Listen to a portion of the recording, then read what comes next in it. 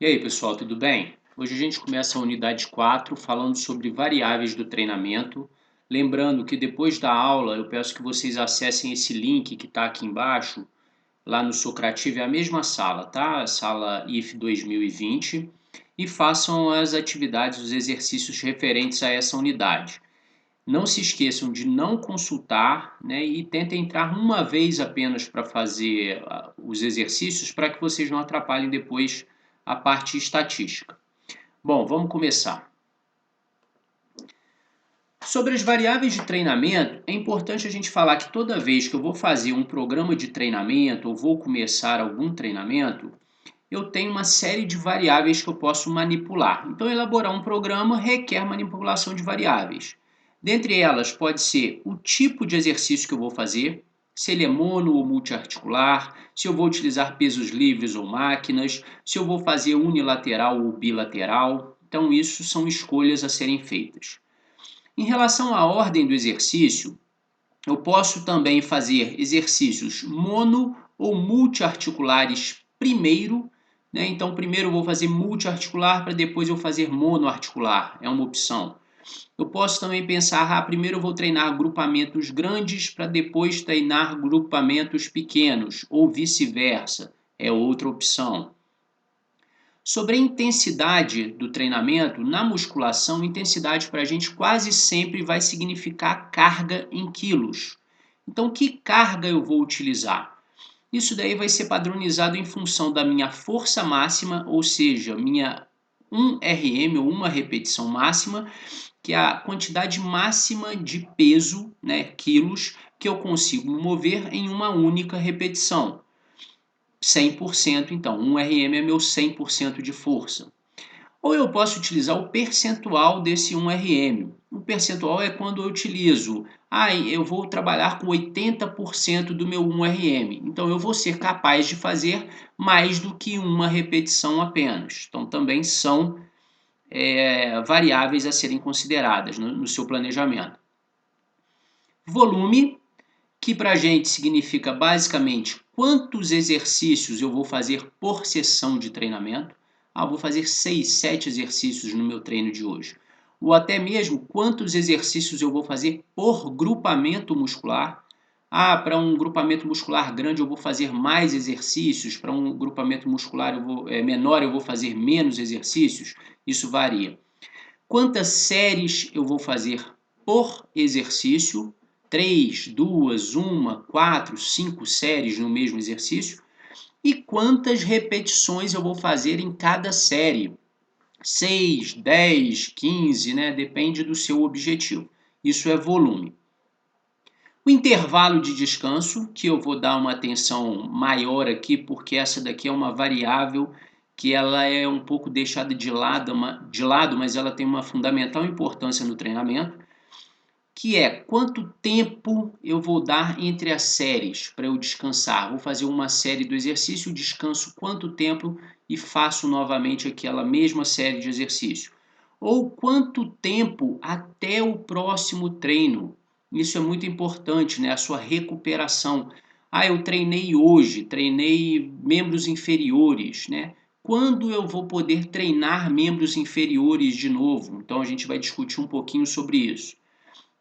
E eu coloquei esse tópico aqui, outros, que envolvem 3 outras coisas que a gente consegue manipular, que é quantas sessões de treinamento por semana, qual é o ideal, né? Isso vai variar se você trabalha em cada sessão o corpo todo ou se você faz isso de forma parcelada, né? Ou seja, eu treino na segunda só determinados grupamentos, na terça outros grupamentos, a gente vai falar sobre isso.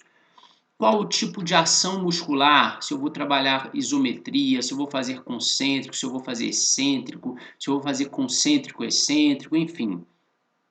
E finalmente, qual a velocidade de execução? Quando eu estiver fazendo exercício, eu vou fazer ele de forma rápida, intencionalmente rápida ou não, vou fazer ela intencionalmente devagar ou não.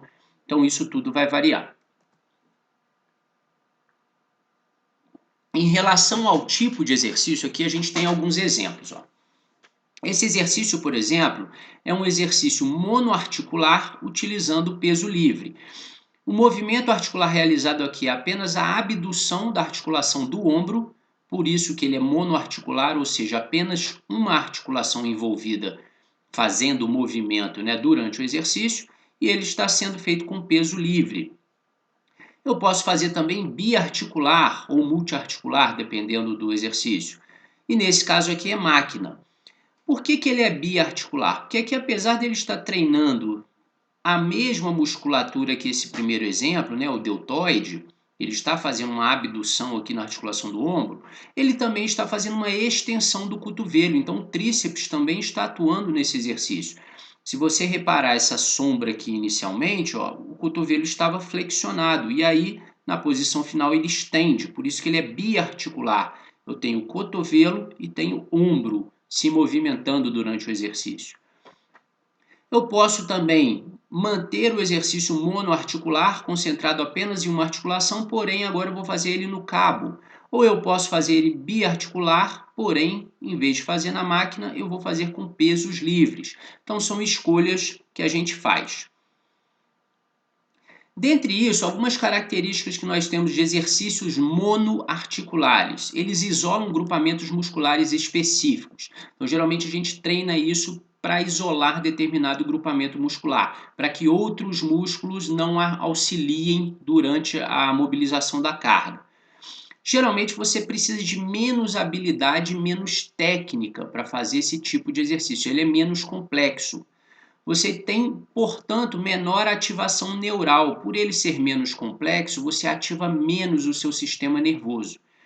E, em consequência, você tem uma menor resposta metabólica e hormonal, porque geralmente são exercícios mais simples e requerem menos gasto para serem realizados. Aqui a gente tem um exemplo de exercício monoarticular, por exemplo, uma cadeira extensora. Já nos exercícios bi ou multiarticulares, aqui no agachamento, por exemplo, multiarticular, que envolve coluna lombar, envolve quadril, envolve joelho, envolve tornozelo, ou seja, várias articulações, vários músculos se movimentando ao mesmo tempo durante o exercício. Você tem maior resposta metabólica e hormonal por essas questões, mais músculos. Maior ativação neural, precisa de mais coordenação intra e intermuscular.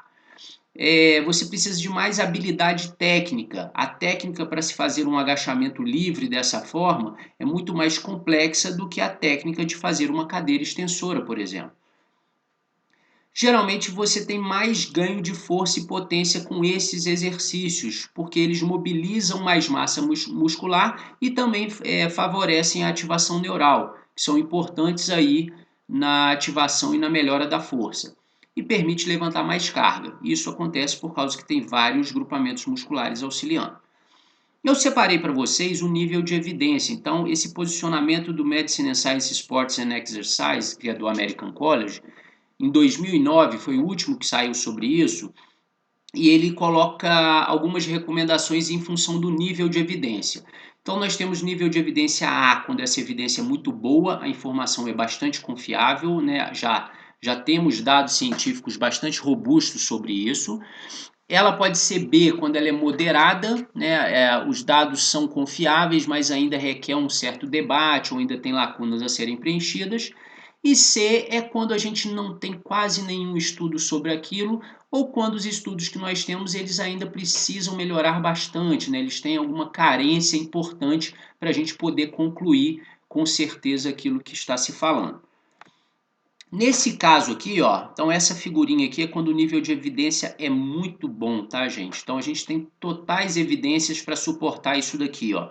Que exercícios mono, bi e multiarticulares devem ser incluídos no seu treinamento de força, independente se você é iniciante, intermediário ou avançado. E você deve dar ênfase em exercícios multiarticulares para maximizar o ganho de força. Então a gente tem bastante evidência sobre isso. Sobre o tipo de exercício, a gente vai falar de máquinas ou pesos livres. Geralmente atribui-se mais segurança para os exercícios feitos em máquinas. Eles são mais fáceis de aprender, né? Pessoas com pouca coordenação ou que nunca treinaram conseguem fazer isso de forma mais tranquila e aprender melhor o movimento, porque você não precisa de estabilizadores, de técnica, né? Simplesmente sentar ali no aparelho e fazer o movimento que ele já está te orientando. permite esses movimentos mais controlados, então você vai se preocupar apenas em mover a carga, não tem técnica muito especial para aquilo, e portanto você tem menor adaptação neural. Tudo que envolve menos técnica, você tem menos adaptação neural, ou menos músculos envolvidos. Então aqui nós temos um exercício, o voador, né, o pec deck, que é realizado em máquina. Então a única dificuldade ali é se sentar no aparelho, organizar os apoios aqui e fazer a força de fechar, né? Fazer a adução ou flexão horizontal ali daquele aparelho ali.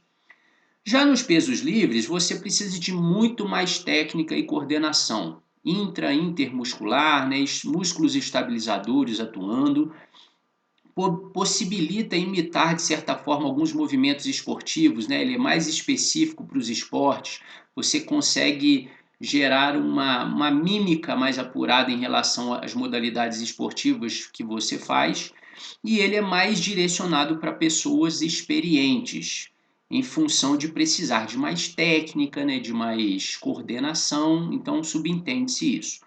Quando a gente olha para os níveis de evidência, nós temos evidências bem fortes que exercícios em máquinas e com pesos livres devem ser incluídos no seu treinamento para ganho de força. Então é importante incluir os dois. Porém, quando se fala em ênfase em pesos livres para pessoas treinadas, as evidências são muito fracas, porque nós temos pouca coisa sobre isso.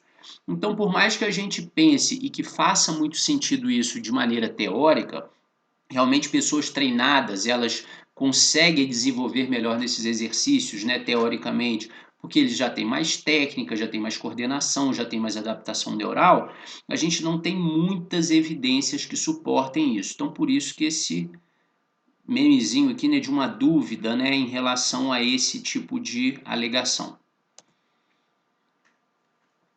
Em relação à ordem do exercício, é importante dizer que essa ordem, em uma sessão de treinamento, vai afetar a sua produção de força e os níveis de fadiga durante o exercício. A gente pensa o seguinte: treinar grupamentos maiores antes dos menores. Então, eu vou treinar, por exemplo, o meu quadríceps, o meu latíssimo do dorso, né, o grande dorsal, primeiro, e depois eu treino, por exemplo, a panturrilha ou o tríceps, tríceps sural no caso, né, ou então também o bíceps braquial. Então há de se alternar aí, dando preferência para agrupamentos maiores primeiro. Quando possível, realizar exercícios multiarticulares antes dos monoarticulares, porque geralmente multiarticular requer mais técnica, requer mais coordenação. Geralmente no início do treino você está descansado, então você consegue prevalecer uma técnica adequada, principalmente para um exercício multiarticular com pesos livres. À medida que você vai deixando isso para o final do treino, você já está mais cansado, então a sua técnica começa a ficar prejudicada.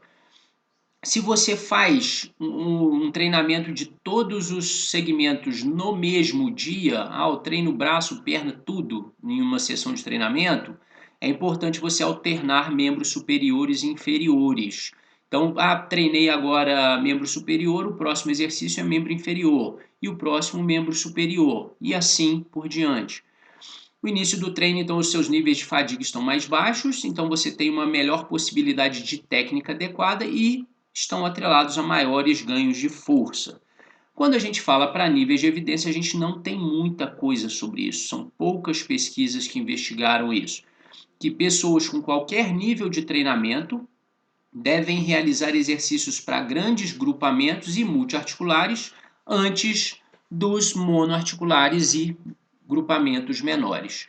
Então, mais uma vez, por mais que isso faça sentido teoricamente, né, faz muito sentido você pensar que os grupamentos maiores, mais fortes e que requerem mais técnica, né, os multiarticulares, sendo feito primeiros, eu consigo mobilizar mais carga e fazer de forma mais adequada. Então, isso faz sentido, mas nós não temos muitas evidências sobre isso. Em relação à intensidade do exercício, é importante destacar aqui que a quantidade de carga movida no seu exercício é o que vai ser entendido como intensidade no treinamento de força. Então, quantos quilos eu consigo mobilizar em determinado exercício? baseado nos testes ou de uma repetição máxima, 100%, ou o percentual de uma repetição máxima. Lembrando, é importante dizer dessa autorregulação volume-intensidade, que eu já falei para vocês na unidade anterior, que eles se autorregulam. Se eu tenho uma intensidade muito alta, obrigatoriamente o meu volume vai estar baixo. Se eu estou pegando muito peso naquele exercício, eu não consigo fazer muitas repetições. Se eu estou pegando pouco peso naquele exercício, eu consigo fazer muitas repetições. Então são duas variáveis que se autorregulam, elas são inversamente proporcionais. E uma coisa que a gente deve ficar muito atento quando a gente prescreve exercícios, a gente tem que prescrever em repetições máximas, que é o número máximo de repetições que eu consigo fazer com aquela carga. Então, se você prescreve para o seu aluno, eu quero que você faça 10 repetições no supino reto, ele vai fazer 10 repetições, não é porque você pediu, é porque a carga que foi utilizada, ela só permite que ele consiga fazer até 10, ele não consegue fazer a 11ª. Então essa prescrição ela tem que ser muito amarrada. É comum as pessoas, às vezes, que começam a treinar, ela está fazendo com uma carga lá e ela para na 10ª, mas conseguiria fazer 12, 15 até, mas ela parou na 10ª simplesmente porque o professor pediu. Então é importante deixar claro que a 10ª repetição é aquela onde você já não está aguentando mais, você não vai conseguir fazer mais do que 10. Isso tudo, né, a intensidade, afeta a resposta hormonal, neural e metabólica. Principalmente quando eu mexo na intensidade do exercício, a minha adaptação é principalmente neural, tá, gente? Hormonal também, mas principalmente neural. A minha sobrecarga ela é muito mais tensional, ela é mais no aparato motor, no músculo em si realmente. E aí as vias metabólicas não são tão solicitadas quanto as vias tensionais. As vias tensionais são aquelas que auxiliam a formação de síntese proteica. Síntese proteica é hipertrofia, ganhar massa muscular, ganhar força durante o exercício. Essas vias tensionais elas são otimizadas em treinamentos com cargas muito pesadas, ou seja, intensidade alta, porque você ativa muito a tensão no músculo, né? O músculo fica muito rígido, faz muita força para mover aquela carga. E ela tem uma relação direta com a qualidade física que você pretende enfatizar. Por exemplo, se a minha intenção é melhorar força e potência, eu trabalho com poucas repetições. Seguindo esse princípio do volume e intensidade, se a repetição está baixa, a intensidade está alta, ou seja, a carga aqui é bem elevada. Para hipertrofia, eu trabalho com intervalos intermediários de repetições, né? Então, cargas moderadas a alta. E quando eu faço resistência muscular localizada, endurance, né? Eu trabalho com repetições bem mais altas, porque a carga vai estar bem leve. E a gente tem evidências fortes para isso. Iniciantes e intermediários devem treinar entre 60% e 70% de uma repetição máxima para ganho ótimo de força. Treinados devem treinar em torno de 80% a 100% de um RM. Então, pessoas treinadas podem treinar com cargas mais elevadas ainda para melhorar a sua força máxima. No treinamento de força, volume para a gente vai ser manipular número de exercícios por sessão ou números de exercícios por grupamento muscular. Em geral, quando eu faço uma sessão para corpo todo, né, eu não parcelo ali o meu treino durante a semana, né, eu treino tudo no mesmo dia, né, membros superiores e inferiores. Esse número de exercícios por sessão é maior, porque você treina mais partes do corpo. Quando eu faço o número de exercícios por grupamento muscular, geralmente eu escolho 2, no máximo 3 músculos para serem treinados naquele dia. E o número de exercícios por músculo vai variar um pouquinho em função da característica e do tamanho desse músculo. Músculos muito pequenos não são indicados você treinar com muitas repetições ou muito volume, muitas séries, na verdade. Porque por ele ser menor, você pode entrar em um estado catabólico muito intenso. Já músculos maiores, você consegue fazer mais exercícios para aquele mesmo grupamento muscular. Você também pode mexer no número de séries por exercício. Ah, eu vou trabalhar apenas uma série, ou 3 séries, ou 5, né? A gente vai discutir sobre isso. Isso tudo vai influenciar também respostas hormonais, metabólicas e neurais, principalmente aqui as hormonais e metabólicas, quando você trabalha com volumes muito altos. E a maior resposta hormonal vai ser principalmente com esse maior volume e quando você também tem um intervalo muito curto, que eu vou falar daqui a pouquinho. Volumes moderados têm se mostrado mais eficientes para ganho de força, mais do que você treinar com volumes muito baixos ou mais do que você treinar com volumes muito altos. Aqui eu deixei essa definição de volume total. Então, volume total, alguns autores utilizam, não confundam o volume total com essas variáveis que eu falei de volume. O volume total é uma forma de você quantificar o seu treinamento ou a sua sessão. Você coloca um número para saber como que foi a sua sessão de treinamento. E isso envolve você pegar um número de séries, multiplicar pelo número de repetições e multiplicar pela carga que você moveu naquele exercício. Exemplo, supino reto, estou fazendo com 40 quilos, suponha que essa seja a carga total, tá?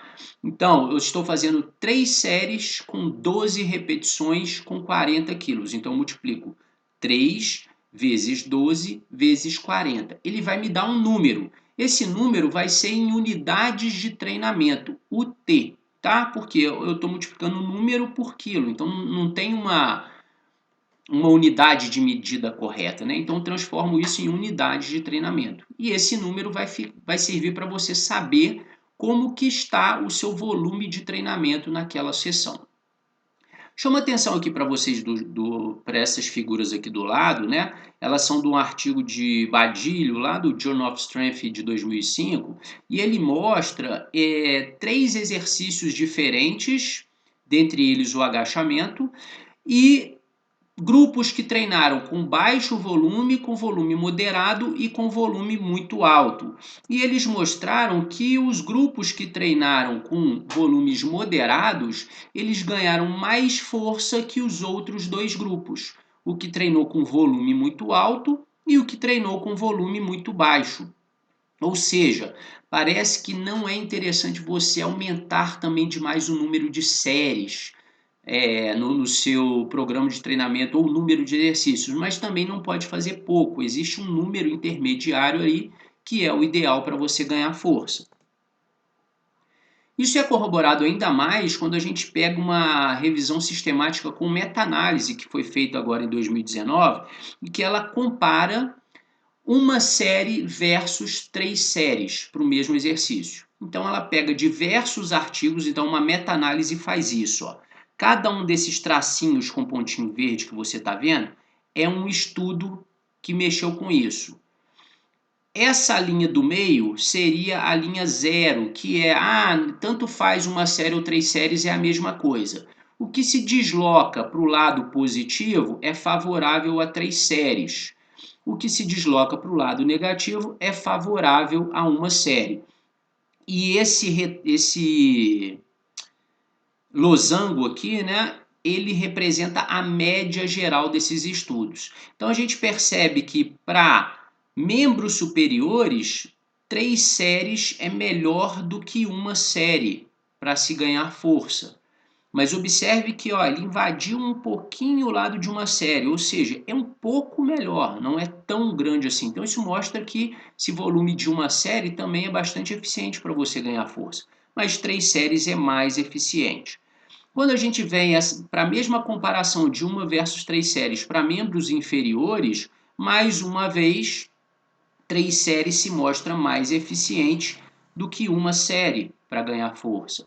Quando a gente compara de novo uma versus 3 séries, agora em exercícios multiarticulares e exercícios monoarticulares, mais uma vez 3 séries se mostra superior a uma série.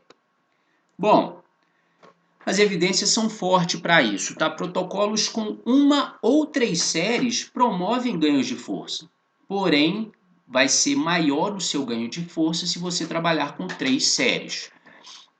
Um fator importante, esse protocolo com uma série apenas por exercício pode e deve ser feito quanto à restrição de tempo. Chamo a atenção de vocês para isso daqui. Quando a gente está falando de restrição de tempo, hoje em dia cada vez mais as pessoas têm dificuldade em treinar, ter tempo para treinar. Outra coisa que deve ser somada é que algumas pessoas não gostam de treinar, então é difícil elas aderirem ao treinamento, ou muitas vezes, depois que elas já aderiram ao treinamento, elas abandonam rapidamente. Então você consegue mudar isso daí um pouquinho se você diminuir o volume de treinamento. Você vai ter uma ciência de que, 3 séries, ele vai gastar muito tempo aqui na academia, eu vou fazer tudo com uma série. Ele vai ganhar força? Vai. Só que não tanto quanto 3 séries, mas aquilo para ele já é o suficiente para ele ir se acostumando ao treinamento e melhorando a adesão dele, e aí ele consegue ir treinando e depois progredindo nessas questões, beleza? Bom, outra questão que é importante destacar aqui para vocês é que volumes moderados apresentam melhor resultado do que volumes reduzidos ou muito altos. Então isso daqui é importante a gente falar também, porque muitas vezes algumas pessoas falam, eu vou fazer 6, 7, 8 séries para o mesmo exercício. Isso pouco importa. Quando você começa a passar de 3 a 4 séries para o mesmo exercício, você não tem ganhos adicionais. Então parece que o volume ideal vai ficar alguma coisa ali entre 2 a 4 séries por exercício. Beleza, gente? Seguindo. Sobre o intervalo de descanso. A gente vai falar primeiro do intervalo entre as séries, ou seja, aquele descanso, quanto tempo que eu fico de uma série. Acabei de fazer 10 repetições no supino, vou descansar um pouquinho para eu fazer novamente 10 repetições no supino. Então isso daí vai variar de acordo com o objetivo. Se você quer treinar hipertrofia é uma coisa, se você quer força e potência é outra coisa, e se você quer resistência muscular é outra coisa. Geralmente, intervalos muito curtos, abaixo de 1 minuto, você trabalha com uma frequência cardíaca mais elevada, porque você acaba de fazer o exercício e não descansa muito e já está fazendo o exercício de novo. Então, ele mantém um estresse cardiovascular um pouco maior. Você tem uma maior percepção subjetiva do esforço, você se sente mais cansado, é um treinamento que te cansa mais. Você tem redução no desempenho subsequente. Isso é bastante óbvio. Imaginem o seguinte: 3 séries de 10 repetições. Você pegou essa carga, né, para 10 repetições máximas, né? Então suponha que sejam 40 quilos. A primeira série você vai conseguir fazer as 10 repetições, porque você está descansado. Porém, quando você entra na segunda série e descansou pouco, com aquela mesma carga você não consegue desempenhar o mesmo número de repetições, você vai cair um pouco para umas 8. E aí, na terceira série, você descansou pouquinho de novo, então você está acumulando fadiga metabólica. A última série, ou a terceira no caso, você não vai conseguir fazer nem 6 direito, porque você está muito cansado. Então esse desempenho vai caindo ao longo das séries. Só que isso provoca um maior acúmulo de ácido lático, na verdade de lactato, né, sanguíneo, e de hormônio do crescimento. Isso aqui é importante destacar porque isso daqui são reações hormonais e metabólicas que estão bastante associadas com a hipertrofia, com a síntese proteica. Lembra que eu falei que intensidades muito altas a gente trabalha com vias tensionais, né? É muita carga para mover, é muita tensão no músculo, o músculo está muito rígido e ele desempenha um papel aí nessas vias tensionais. Aqui a via principal é a via metabólica, porque a presença elevada desse hormônio e desse substrato, digamos, né, energético, que ele vai ser convertido, né, novamente em glicogênio. Bom, isso daqui elevado está bastante associado com respostas também de síntese proteica. Então é importante se atentar a isso daqui, se você quer dar uma descarga mais metabólica ou se você quer dar uma descarga mais tensional no seu treinamento. Em geral, você tem menor resposta do ganho de força com trabalhos com intervalos muito curtos. Mas também é útil quando há restrição de tempo. Então você tem ganhos de força importantes, não tão altos quanto se você fizesse intervalos um pouco maiores, Porém, se a pessoa não tem tempo, a gente cai na mesma questão do volume muito alto. Então você consegue reduzir aí pela metade o tempo do seu treino, descansando com intervalos inferiores a 50 segundos. As evidências que a gente tem aqui, para recomendação de 2 a 3 minutos de intervalo para exercícios multiarticulares com alta intensidade, nós temos evidências relativamente boas. Ainda não se bateu o martelo, ainda precisa de mais alguma coisinha, mas são evidências boas. Mas quando a gente fala de que intervalos mais curtos para exercícios menos complexos, a gente quase não tem pesquisa sobre isso. É mais uma percepção, né, ou um olhar atento para a teoria, mas que na prática ainda não foi testado. Agora, isso daqui eu quero chamar um pouquinho mais atenção para vocês, que é o intervalo entre as sessões. Isso daqui repercute basicamente em: fiz a minha sessão de treinamento hoje. Quando é indicado que eu treine novamente aquele mesmo grupamento muscular, por exemplo? Primeira coisa que eu tenho que entender é que toda fonte de treinamento, você tem estímulos que vão te levar a danos musculares. Quando eu falar dano muscular, gente, não é lesão, não é algo que vai te deixar incapacitado por algum tempo. São aquelas microlesões necessárias para que o seu músculo responda e se adapte, né, gerando aí a hipertrofia, o ganho de força, são as adaptações, né, crônicas a longo tempo. Mas todo estímulo que eu faço, ele pode ser de duas ordens, ou mecânica ou metabólica. Então, o meu treino ele pode estimular principalmente o estresse mecânico ou o estresse metabólico. Quando eu falo de estresse mecânico, né, então o meu treino foi bastante intenso, eu utilizei cargas muito pesadas, por exemplo, você imediatamente após o treino já apresenta uma queda de 40 a 60% na sua força. Então, acabei de treinar, estou detonado, não consigo fazer muita força, estou bem, né, debilitado em termos de questões mecânicas e estruturais no meu músculo. Você tem um pico de dor muscular de início tardio. Essa dor muscular de início tardio é aquela que você começa a perceber de 12 horas, mas o pico dela vai ser 48 horas depois do dia que você treinou. Então eu treinei muito forte o meu peitoral hoje, daqui a 2 dias que eu vou começar a sentir uma dor muito grande, né? O pico de dor é em torno de 48 horas após. E a recuperação total, pasmem com isso, pode levar até 14 dias. Só que isso daqui é uma situação extrema, né? É como se você tivesse feito um treinamento supramáximo, né? Com cargas supramáximas de alto volume e que provavelmente levou a algum tipo de lesão. Não foi apenas um dano estrutural importante. Agora, quando a gente fala da questão metabólica, geralmente, quando a gente está fazendo musculação, a nossa fonte energética vai ser basicamente ATP-CP e o glicogênio, né? A gente não entra em via oxidativa fazendo musculação, muito pouquinho, quase nada. E os nossos níveis normais de glicogênio ficam ali em torno de 150, 170, varia, né, de pessoa para pessoa, mas você tem mais ou menos isso daí de 150 a 170 milimol por quilo. E aí, quando você faz um treino bastante intenso, principalmente com muitas repetições ou pouco intervalo entre as séries, você cai bastante o seu glicogênio muscular. E quando ele cai abaixo de 70 milimols, você já tem queda no seu desempenho. Então você já não consegue desempenhar da mesma forma aquele exercício. Só que isso você consegue repor de forma relativamente rápida.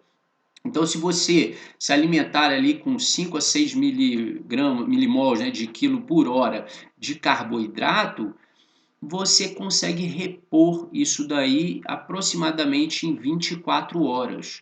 Então, você observe que a sua recuperação metabólica, lógico que ela depende da sua alimentação, mas ela é muito mais rápida do que a sua recuperação estrutural, tá? Que é por carga mecânica.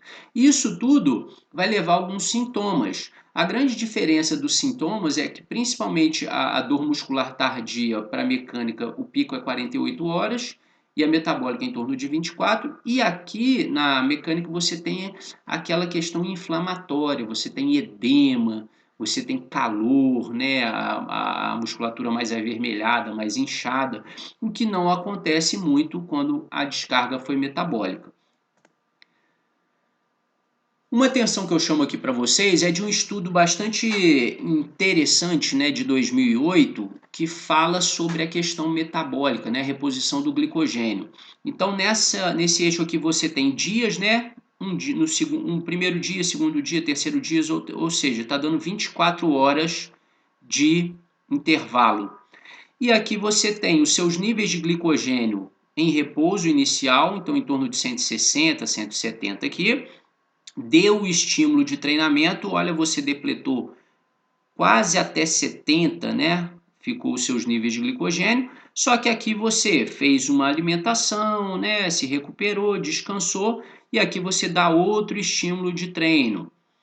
Chegou aqui, ó, já comecei a depletar, aqui meu desempenho já começa a ficar ruinzinho. Comecei a recuperar, cheguei a um ponto aqui, não recuperei totalmente, ó, vejo que eu não atingi o topo ainda. E aqui, ó, eu fiz 2 sessões no mesmo dia. Eu dei um treino bastante intenso em que eu piorei até meu desempenho, porque meu nível de glicogênio ficou muito baixo. Comecei a recuperar, recuperei pouquinho, dei outro estímulo, um treino um pouco mais leve, mas mesmo assim depletou bastante as minhas reservas de glicogênio. E aí eu dei um descanso um pouquinho maior para eu recuperar um pouco esse glicogênio. Então, esse dia entre o 3 e o 4 eu dei 2 treinos, 2 estímulos por dia, tá? Por que que eu fiz isso? Porque aqui, ó, no próximo dia, eu dou um treino bem levinho, para que eu não gaste muito glicogênio, dei uma recuperação boa, comi bastante, né? Descansei bastante, para eu fazer um próximo treino que também vai ser bem levinho, e aí eu tenho o efeito que se chama supercompensação. Ou seja, os meus níveis agora de glicogênios que eu consigo atingir e estocar são maiores do que quando eu comecei a treinar. Então, isso daí é um processo de recuperação. Lembre-se que para glicogênio, então, em torno de 24 horas, dependendo da sua alimentação, já é mais do que o suficiente para você recuperar. Porém, esses estudos aqui, ó, por exemplo, esse estudo do Jarvinen, ele mostra que você tem uma queda importante aqui, ó, uma ruptura, isso daqui no caso de uma lesão, tá, gente? Isso daqui não foi um treino de musculação que deu um dano muscular assim pequeno, não. E aí levou até 21 dias, ó, para que ele se recuperasse através de recuperação de células satélites e tal, porque houve um rompimento importante aqui de fibras. Mas esse estudo aqui de Miranda, né, que foi feito em 2018, ele traz uma abordagem bastante interessante para a gente olhar, porque ele se comparou no supino reto o número de repetições para intervalos de 24, 48 e 72 horas. Então, essas 3 barras aqui representam o número de repetições feitas com a mesma carga para os 3 grupos, e aqui o grupo que descansou só 24 horas piorou em relação ao número de repetições anteriores, o segundo conseguiu restabelecer e o terceiro foi melhor do que os outros 2, ou seja, em torno de 48 horas a 72 horas para você recuperar a sua força. Eu chamo a atenção aqui só para uma coisa. Vejam que o volume de treinamento aqui, ó, foi alto, em torno de 20, 22 repetições. Isso é carga leve. Pode ser que dependendo da carga que você esteja utilizando, se fosse para 10, 8 repetições máximas, uma carga muito mais intensa, muito mais pesada, que provavelmente gerou mais dano muscular em você, talvez 72 horas ainda não sejam suficientes. Então você vai ter que saber acompanhar isso daí para que você não siga uma curva descendente aí no seu desempenho e podendo levar até algum problema de lesão e tal. Nos outros aspectos, né, eu reuni aqui para vocês o tipo de ação muscular e a frequência. O tipo de ação muscular é concêntrica, excêntrica ou isométrica. O mais comum para nós no treinamento de força na musculação é o que envolve fase concêntrica e excêntrica, né, é o que a maioria das pessoas trabalham. E esse trabalho é muito bom para ganho de força, né, principalmente quando você mistura, né, concêntrica com excêntrica. Porém, o treinamento excêntrico, que é aquele que você dá ênfase realmente na fase excêntrica, você trabalha com cargas supramáximas e você tem maiores ganhos de força, maior produção de força. Porém, você tem mais dor muscular de início tardio. Então, o risco de desenvolver uma lesão ou ter algum problema é maior com esse treinamento excêntrico, porque você trabalha com cargas supramáximas. Então lembra que eu falei de uma repetição máxima, um RM ao seu 100%? Então nesse caso aqui vamos supor que você vai trabalhar com 120%. Pô, mas como que isso é possível? Imagine fase concêntrica e excêntrica. Eu coloquei lá 50 quilos para você fazer uma rosca bíceps. Então você segurou a barra, 25 quilos de cada lado para você fazer a repetição. Você não consegue mover aquela barra porque ela está acima da sua carga máxima. Mas se alguém te ajudar a subir e chegar na posição lá em cima, você consegue descer esse peso sozinho de forma controlada. Isso é o treinamento excêntrico. Ele é muito, muito intenso, né? Ele dá ênfase na via tensional, né? Para você ganhar força, então é muita tensão muscular. Porém, o esgaçamento de fibras, o dano muscular é muito maior, né? Então tem que ser feito com muito cuidado. E finalmente a isométrica, né? A isométrica também ela pode ser enquadrada aí no seu treinamento.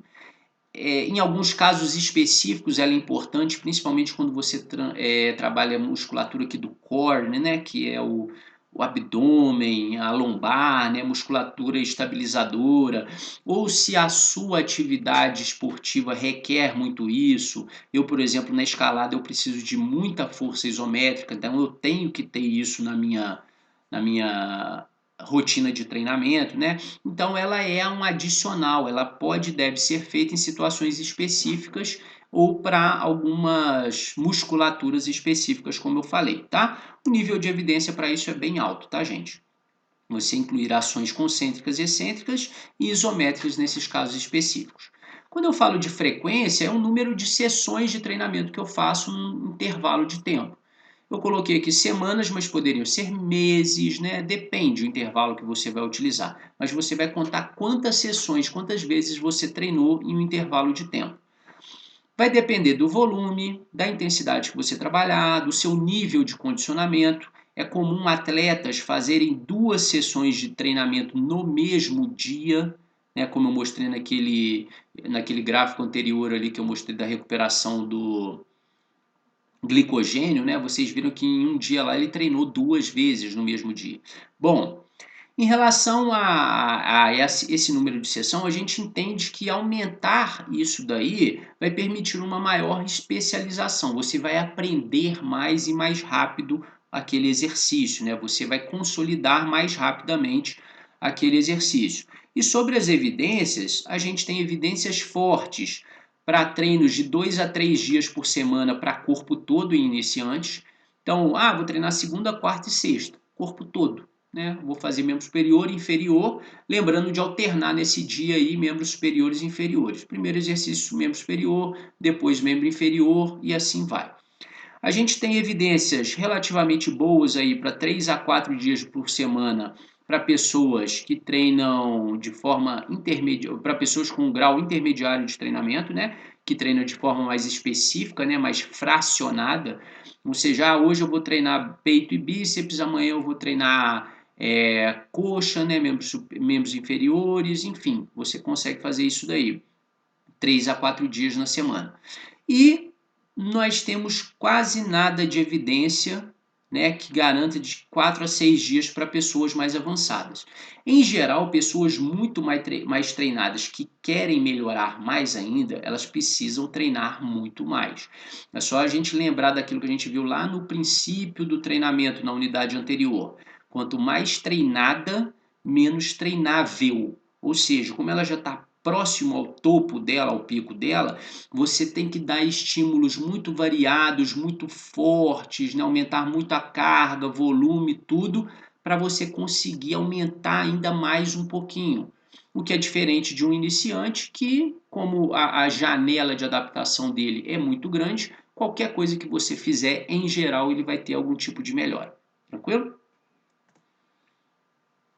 Finalmente, a velocidade da ação muscular. A velocidade a gente pode trabalhar de forma intencional ou de forma não intencional.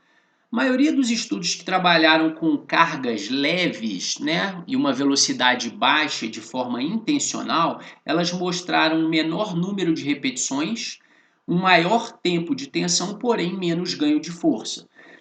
Esse tipo de treinamento aqui é conhecido como super slow. Então, o super slow ou super devagar, super lento, né? É você fazer uma repetição, por exemplo, concêntrica e excêntrica, fase concêntrica 10 segundos, ou seja, 10 segundos para sair lá do início e chegar no final do exercício, e a fase excêntrica mais 10 segundos. Então, para você conseguir fazer isso, primeiro você tem que estar com carga muito leve, senão você não consegue. Você vai diminuir o seu número de repetições. E aí esse menor ganho de força é muito simples de se entender. Como você está fazendo baixa velocidade e pouca carga, você não ativa unidades motoras de alto limiar, que são as fibras do tipo 2, né? 2A e principalmente a 2X, de altíssimo limiar. Para você ativar esse tipo de fibra, é muita carga, principalmente a 2X, muita carga ou muita velocidade. E elas são as fibras mais espessas, mais calibrosas, mais passíveis de hipertrofia e ganho, né?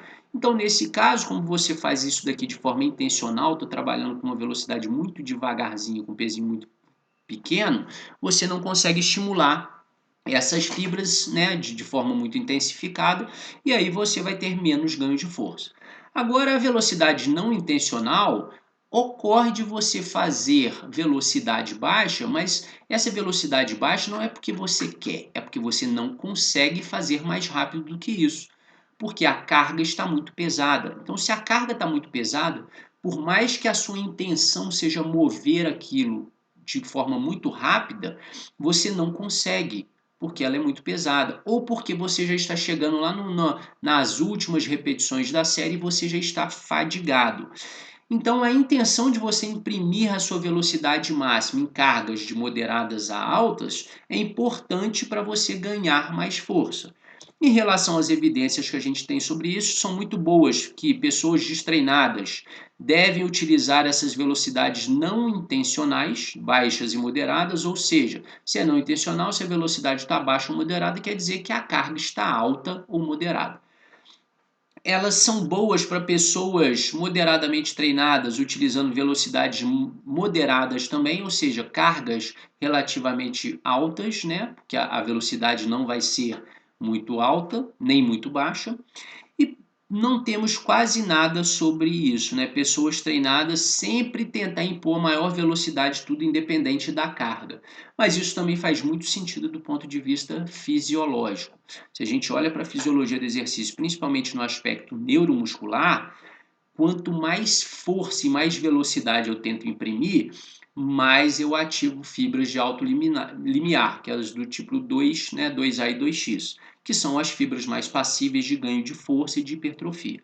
Então, isso faz sentido bastante no ponto de vista fisiológico, porém a gente não tem muitos estudos sobre isso.